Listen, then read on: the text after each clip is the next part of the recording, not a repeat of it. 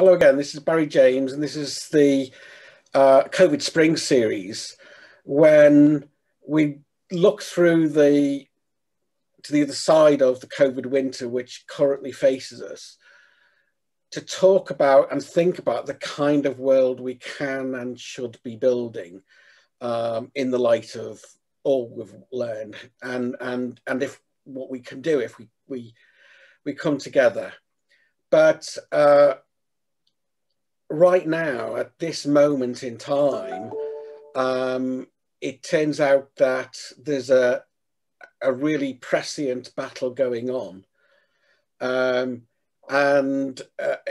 we are on the point of repeating a terrible, terrible travesty that placed hundreds of thousands, 250,000 plus British citizens in the hands of red in tooth and claw predatory capitalism and predatory capitalists. Now, this sounds like rhetoric, doesn't it?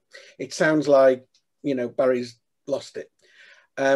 But listen to the words as we go through today of people such as Kevin Hollinrake, the MP who chairs the All Party Parliamentary Group. And listen to my guest today. I'm delighted to have with me Rachel Neale, who leads the UK Mortgage Prisoners Group, who represents those people. I'll welcome it to this in a moment or two. But in this series, we're going to go through and we're going to look at the evidence, and we're going to see, because we have discovered that this isn't the only loophole. This isn't, and we're talking about chasms really rather than loopholes. But in the work that we've been doing, in the work that economists are doing, it's now clear that there's a kind of theft, and I don't use the word lightly, grand theft, in fact, that is neither illegal nor policed in any way.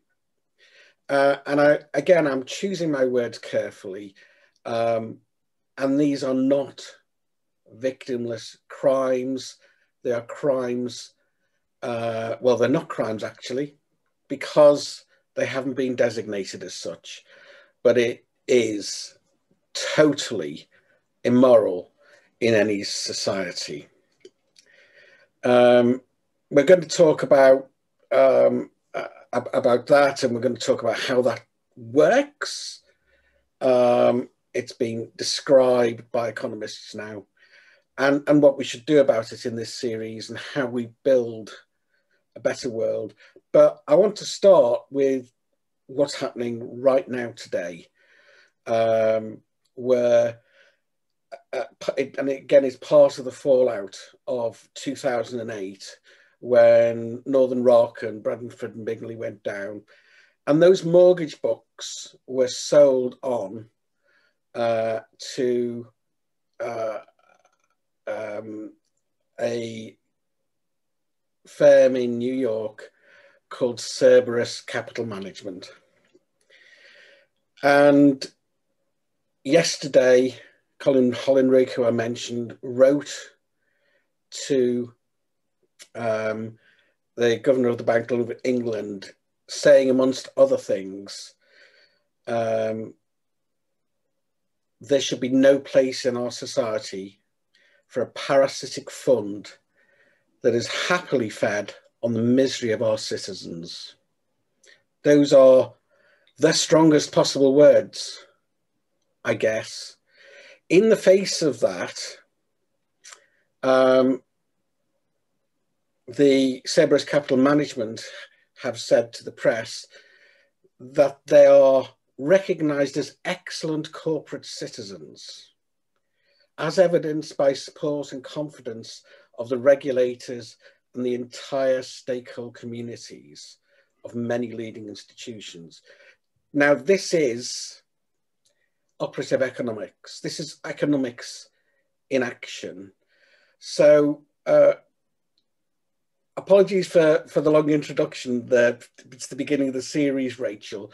But Rachel, you're someone who's been dealing with the reality on the ground. You know, Yeah. the families, the people affected by this since 2008. Just take us back to the beginning of that, and how he, just briefly, how he got involved in this, and then let's talk about what the reality is here. Well, obviously I'm involved in it because I am one. I am a mortgage prisoner. My mortgage was sold out to Cerberus. But between 2008 and 2016, I didn't really think there was anything wrong, other than we were on a very high interest rate that we couldn't do anything with. So we'd keep going back to the drawing board, trying to understand why we were paying so much, discrepancies in things on the paperwork. And then in 2017, I had a very small rant on Twitter at the fact that there must be other people out there that are with the company that is Landmark. And it got picked up by a producer from Panorama. And I then made the programme with them called Trapped by My Mortgage, where it then opened up huge amounts of other people that were suffering, that then contacted me. And there was a very tiny group sat on Facebook of about 30 to 40 people that had all sort of found each other. And that now stands at 4,000 people. So we've grown it from 40 to 4,000 in just under about 2 years or so. Yeah. And there's more and more and more people coming through. But it's now clear, and the FCA recognises, I think, 250,000. The FCA recognises this has happened and this is a problem. And you've been asking for a solution for this and pressing for a solution for this for years now, yes? Yeah, so we've asked for years and years for a solution to find a way to stop the vulture funds, i.e. Cerberus, to stop charging us high interest rates. But not only that, for the banking industry itself to really be pulled up on how they're treating their customers, in the sense that we've got banks and building societies that buy other mortgage books and then decide to charge them higher interest rates. Yeah, absolutely. Before we sort of get into the details of that, I just want to again refer back to Kevin Hollinrake's letter, because he's put this very clearly and squarely. And he's traced out in his letter to the Bank of England how those loans, including your loan and 250,000 others, were sold out of UK control, away from the regulator. George Osborne boasted about getting a high price for that loan book. And Kevin Hollinrake from the APPG now makes it utterly clear that the reason they were able to get a high price is they took people like you and other people who'd had a Northern Rock or a Bradford and Bingley mortgage, a high street mortgage, and moved them from a position where you expected and had a right to expect the protection of the regulations in the UK, and that regulation has been stripped away. Is that right? Yeah, so we were in a regulated bank with, you know, at the time, a mortgage that was highly desirable to the man on the street, to the general public. It was pushed in every avenue.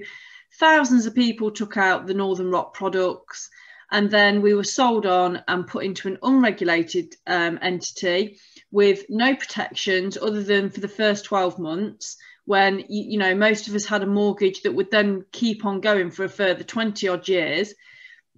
And it has put us into an unfair situation where we can't switch, and, you know, we're not protected in any way, shape or form. And in doing that, the government also put our interest rates up by 400% to make us a risky asset so that when these funds came in to bid on us, it showed that they could make more money from us from putting a high interest rate on us.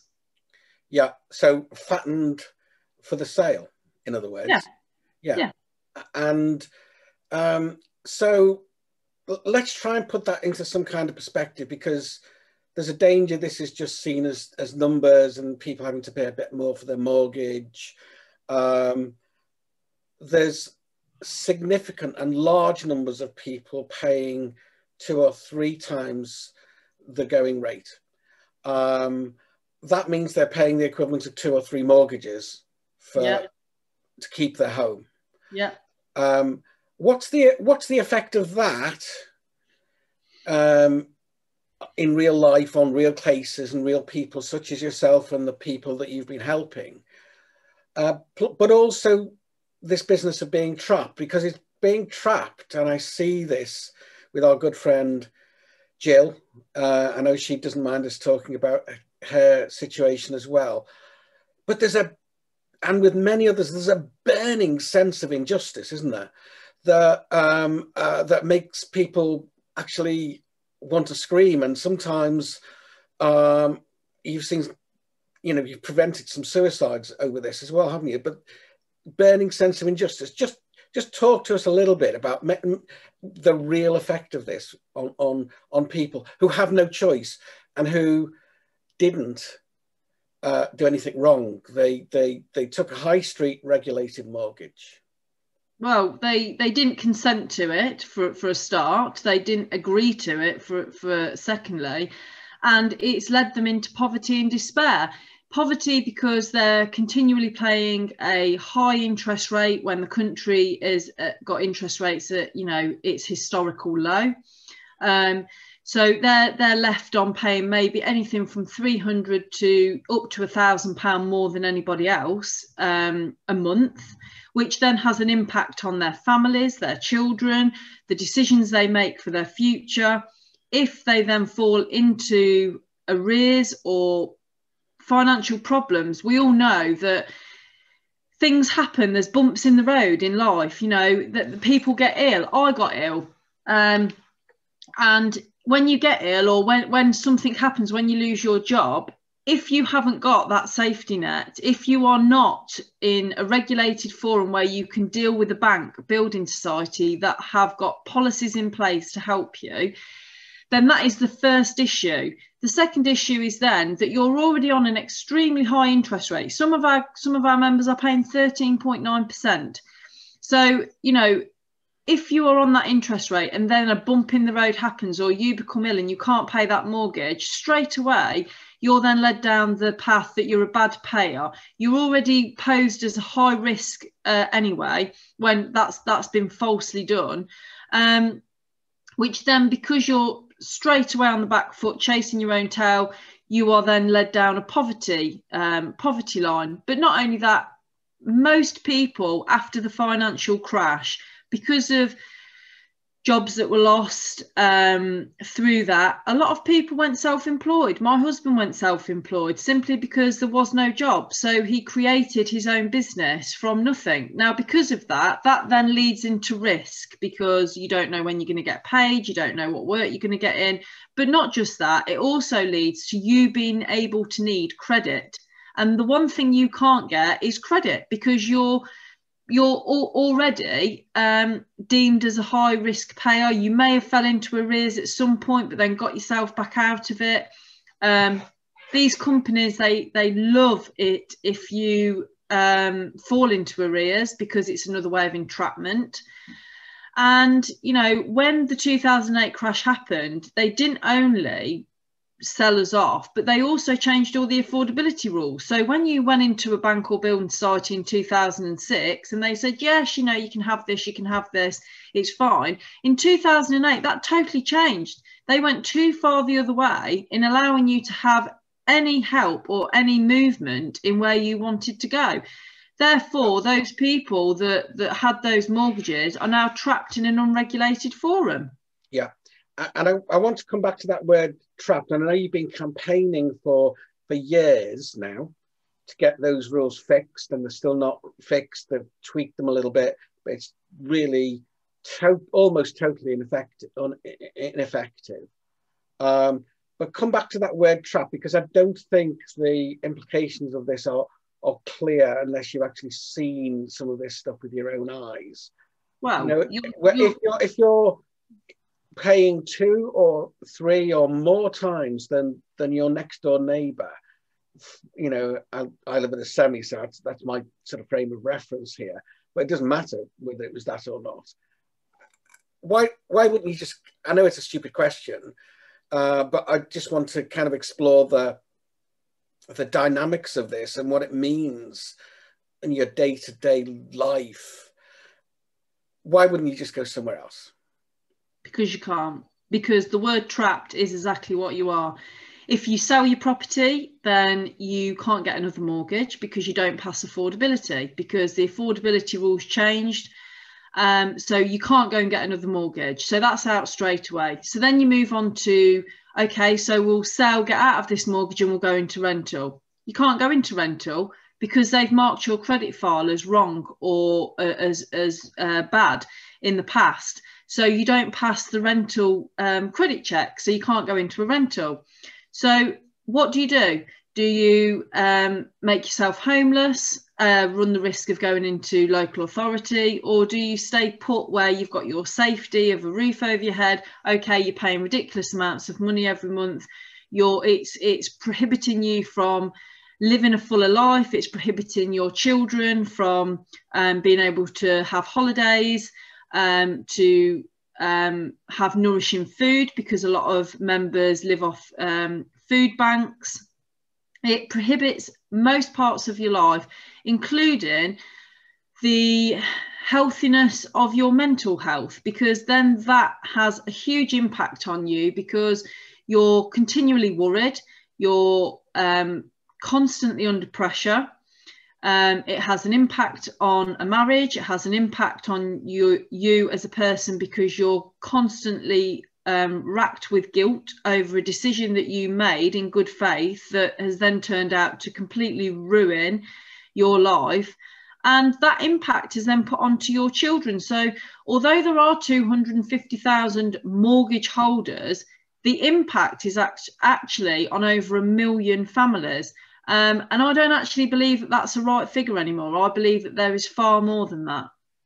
And one thing is for sure, and that is that if Cerberus, and they're not alone, there are others like them, but they seem to be, as far as I can see, the worst by a fair chalk, a long chalk.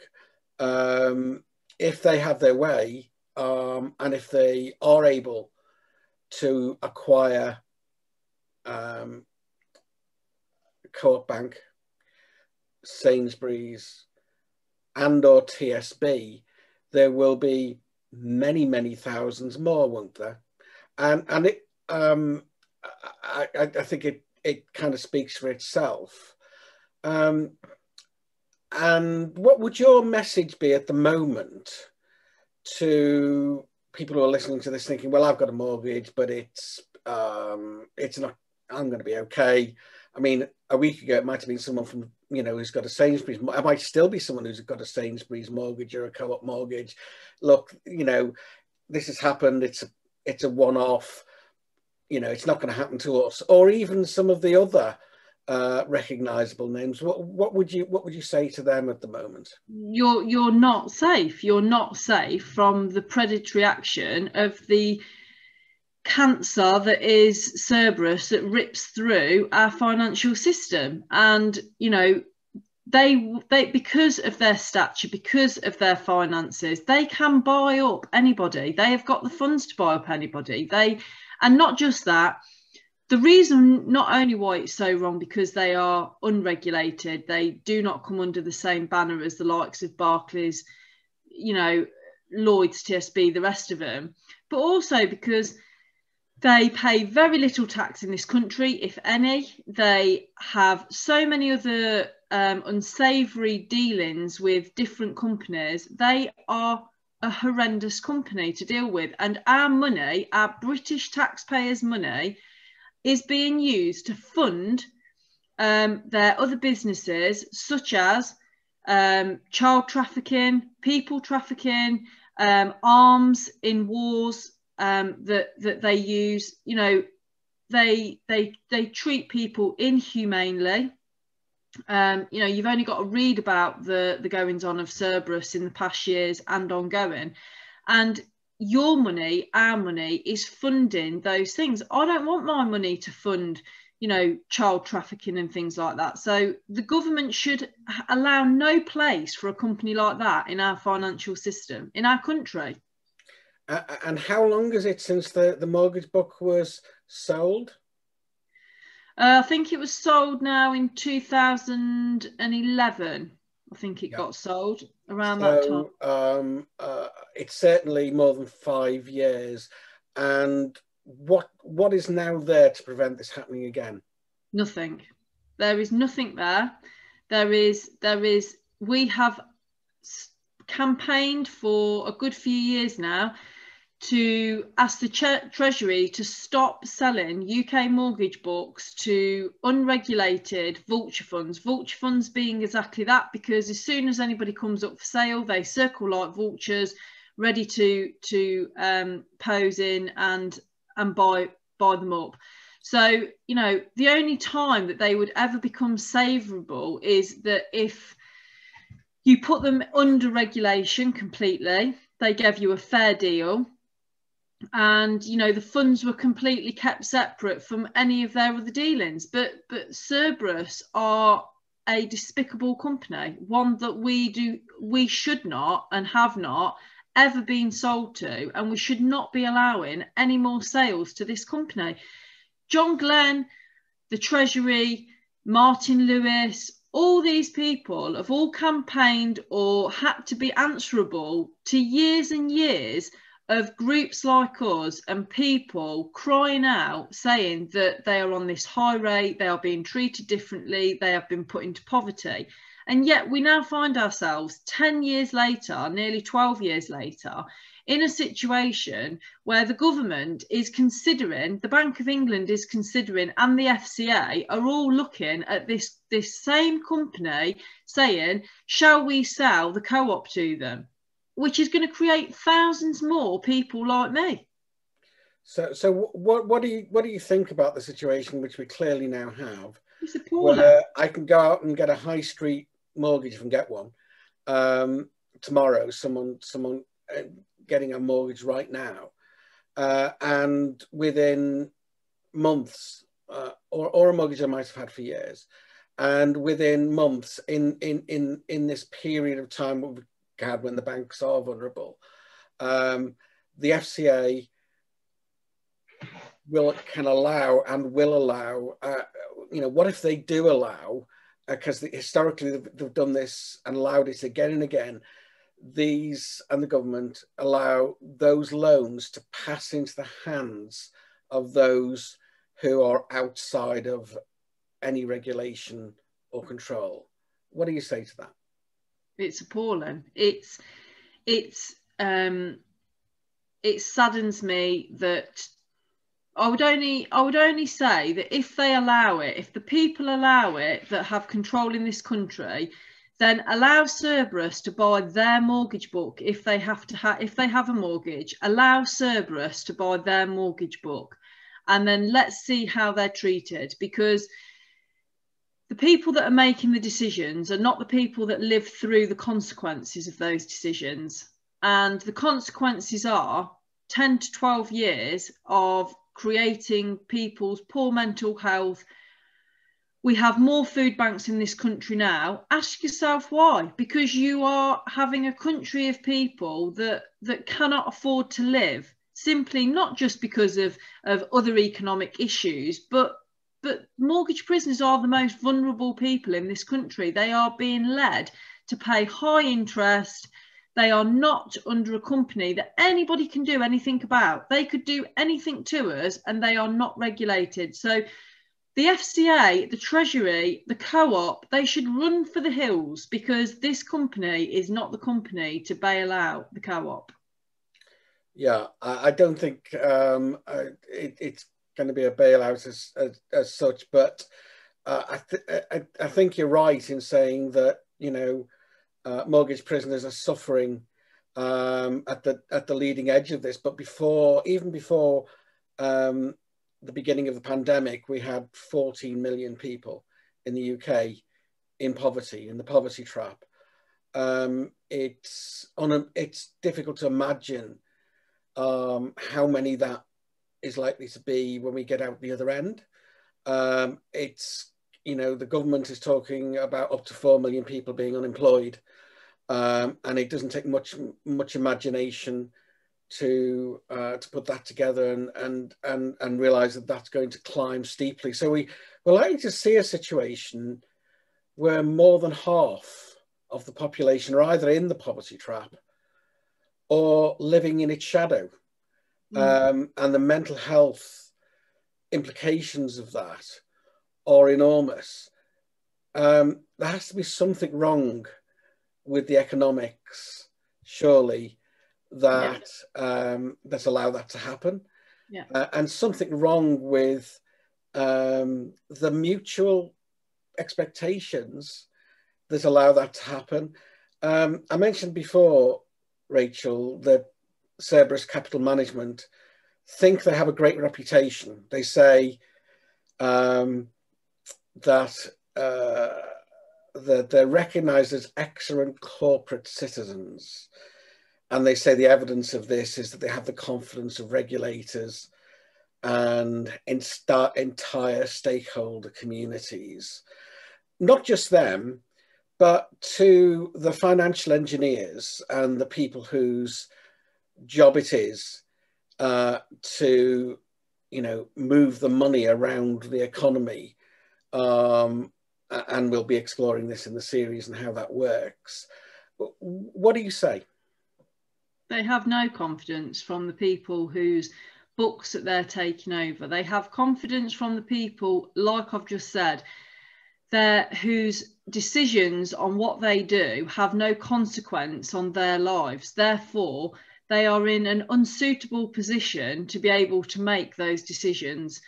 If Cerberus can show me the amount of people that are comfortably and happy with what they have been put through for the past 10 years, over a decade, then I would be so interested in. We've contacted Cerberus a dozen times for comment, for meetings, to be shown. Give me the proof, show me the proof on how you are such a great company when we have now got the whole of the Northern Rock and Bradford and Bingley book with people that are in poverty writing to me every day asking if they can apply for any hardship. Their children can't have a Christmas present because they have no money through fear of not being able to keep a roof over their head. They're choosing whether they buy a present or keep a roof over their head, heat or eat. You know, that is the situation. That is where Cerberus have put these people. So economically, I would love them to write to me and give me good comparisons, positive comparisons with the people that they are helping and how great a company they are, because the people at the top do not suffer the consequences of their decisions. It's the other people that they're selling them on to that do. A parasitic fund is happily fed on the misery of our citizens and then funnels the spoils through offshore tax havens. The words of Kevin Hollinrake of the Fairer Banking APPG, but representative of predatory capitalism as we have it. We have to find a way to fix it, Rachel, don't we?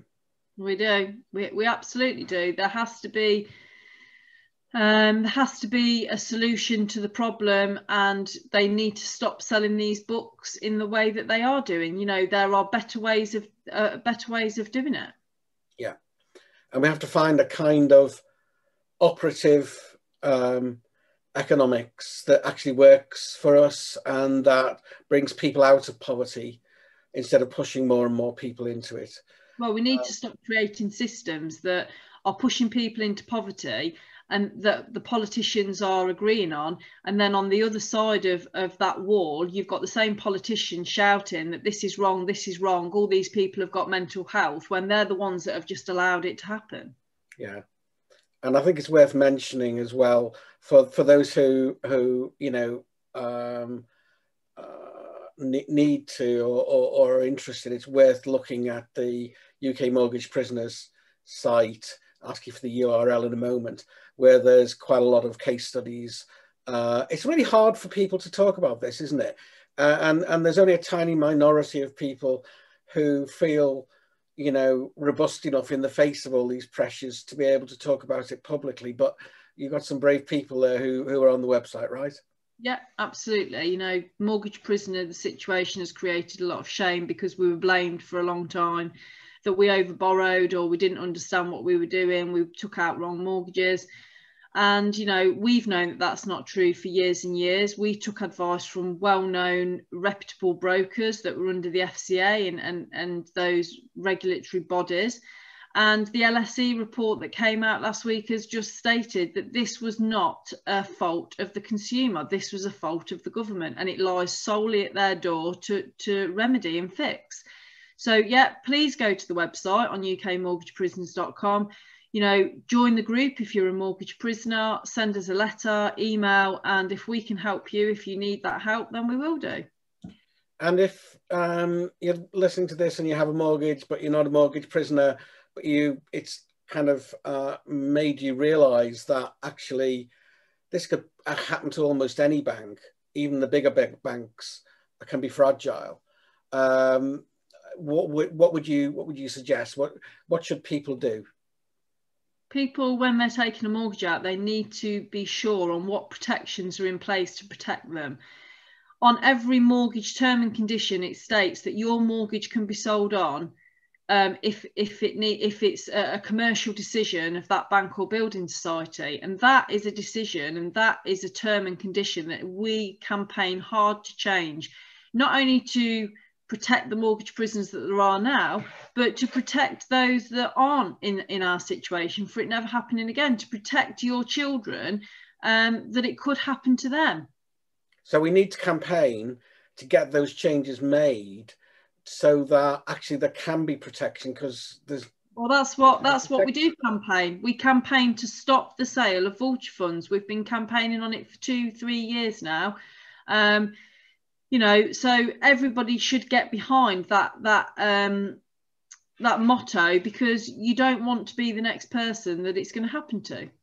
Okay, well, we'll see over the coming days how the government, the Bank of England, and the Competition and Market Authority react to the absolute warning bell of more British mortgage holders being sold, have their mortgage sold to Cerberus. We'll see how that is, but regardless of that, there's a lot to do. And Rachel, again, thank you for the work that you've done. But I think it's not just mortgage prisoners now, it's all of us who need to see real changes, because we don't have to have predatory capitalism. There isn't only one form of capitalism. We've changed it over the years, and we can change it in other ways too. So thank you for your work. Let's keep going. Thanks, Barry.